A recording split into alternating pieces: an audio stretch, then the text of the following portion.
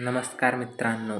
तर आपण आज पाहणार आहोत की कापसाला पहिला खताचा डोस कोणता द्यायचा. खताचा पहिला डोस हा 20 दिवसांनी द्यायचा.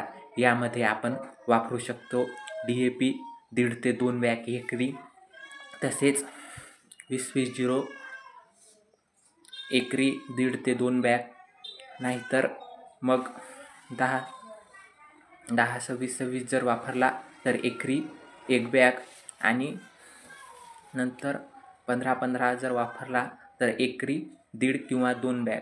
तसेच आपण जर सिंगल खताचा यूज केला तर त्यामध्ये urea 1.5 bag, single super phosphate 2 bag, तसेच पोटॅश म्हणजेच लाल पोटॅश 25 किलो अशा प्रमाणात आपण खतासाठी पहिला डोस देऊ शकतो. यामुळे आपल्या पिकाची जोमदार वाढ तसेच फुटवे निघण्यास मदत होते. तुम्हाला व्हिडिओ जर आवडला असेल तर लाईक करा व्हिडिओला, तसेच कमेंट करा आणि चॅनलला सबस्क्राईब करायला विसरू नका. धन्यवाद.